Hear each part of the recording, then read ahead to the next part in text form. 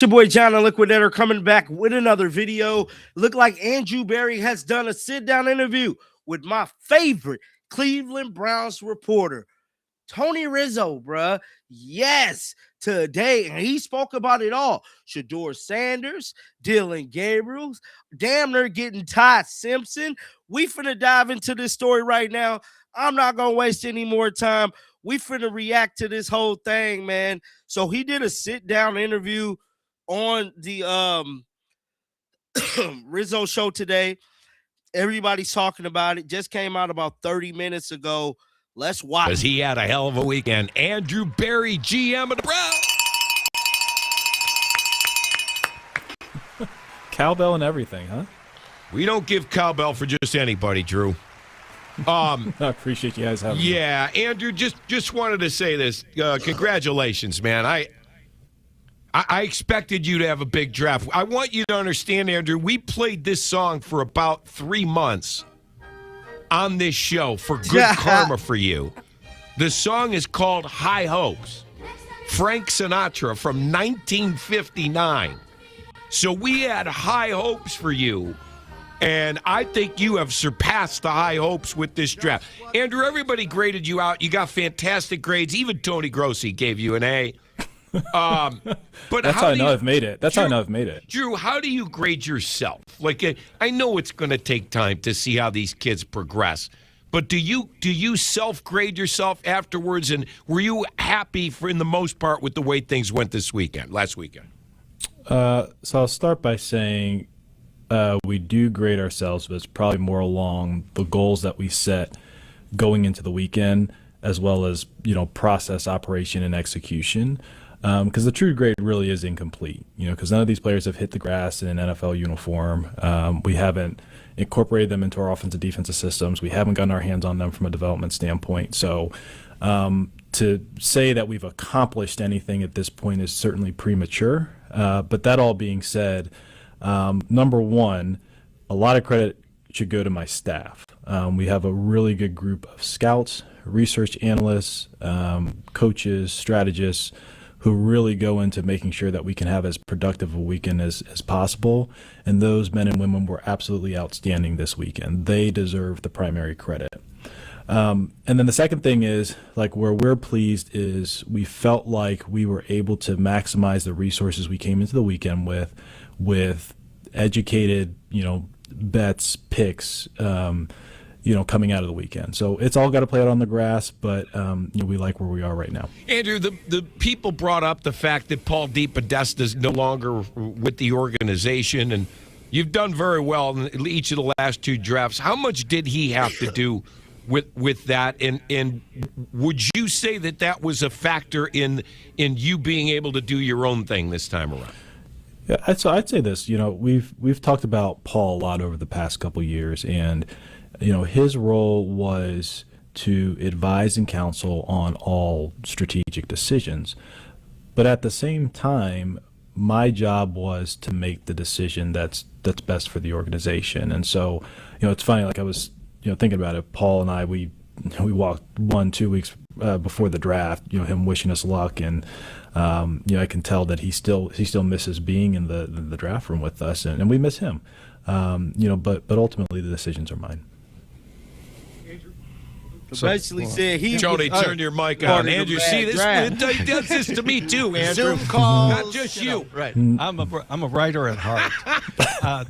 Andrew, great timing for us because you were generous in inviting a Yahoo reporter into your war room or draft room, Jory Epstein, and her story came out yesterday. And the 2 things hit me in that story. One is that Carnell Tate was apparently not a factor in your first selection as you went into the day. And the second was the possibility of Ty Simpson falling in the first round. How serious would he have been a consideration at 24? Well, I guess I'll start with the first comment. Carnell was absolutely a consideration for us at 6. We really had a group of 3 players that we would have been elated to select at 6 or at 9. Spencer headlined the group, but Carnell was certainly among those players. Secondly, in terms of Ty Simpson. I think probably the biggest thing is we didn't anticipate Ty would be available to us at 24. Certainly there was, if the board falls a certain way, he comes into consideration, but by no means was that meant to be a suggestion that he would be the focal point of that pick, Tony. We love KC, and we were really thrilled to get him. We were sweating bullets a little bit because we knew he could come off the board a couple picks ahead of us. But it's really just more about reading how we thought the first round would come out, and then how that would drive or potentially dictate strategy.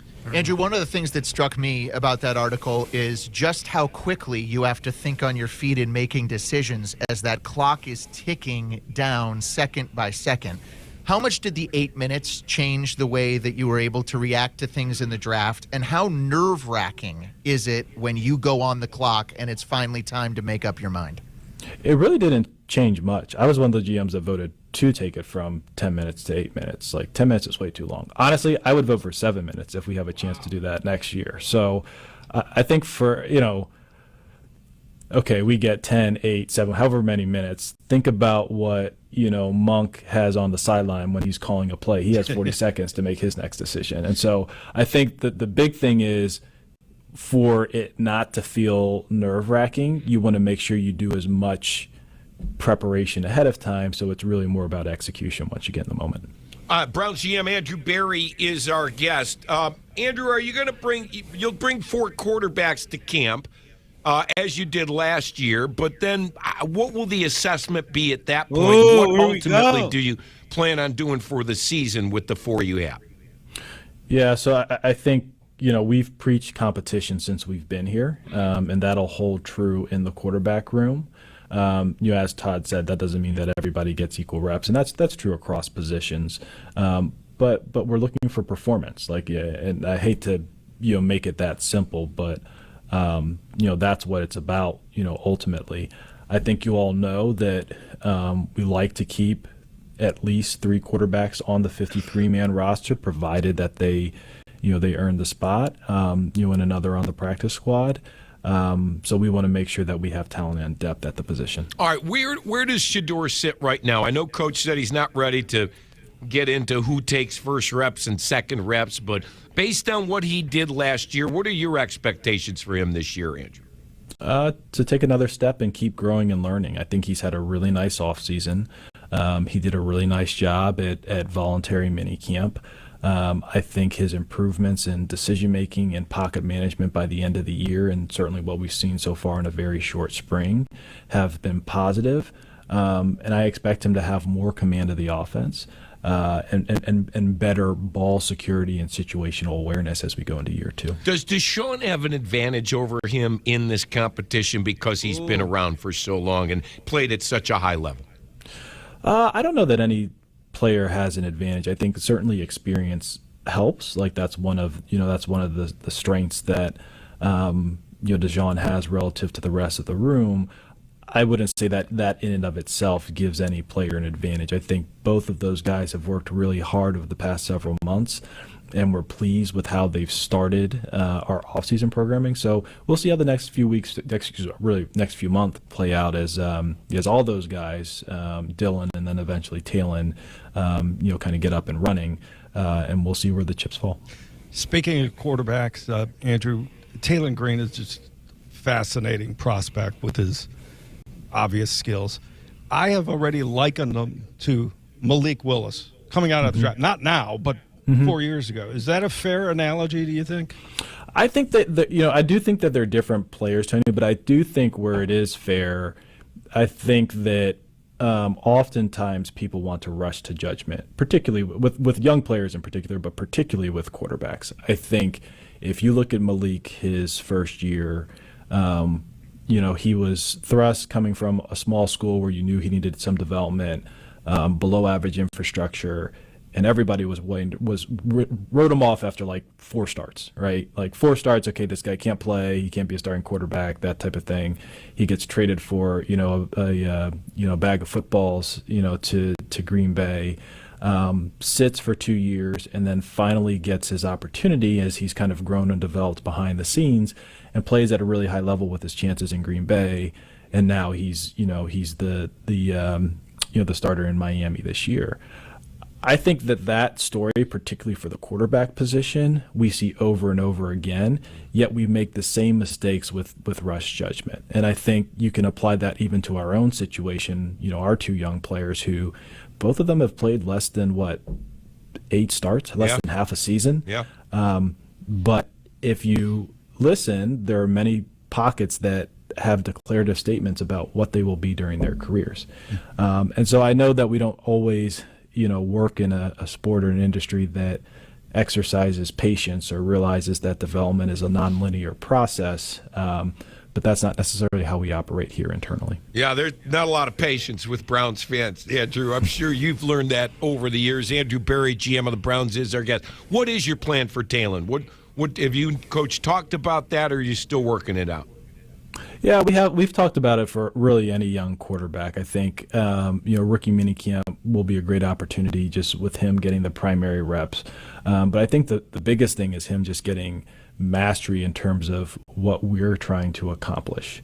And then it's I guess I've used this term a bit over the past weekend where it was really crawl, walk, run, and that'll be the case with Taylan. It's every player goes according to their own pace, and you never really know what that pace is until they get into your building. So he'll be given what he can consume and absorb, and then we'll go from there. Andrew, you've stressed collaboration so much over your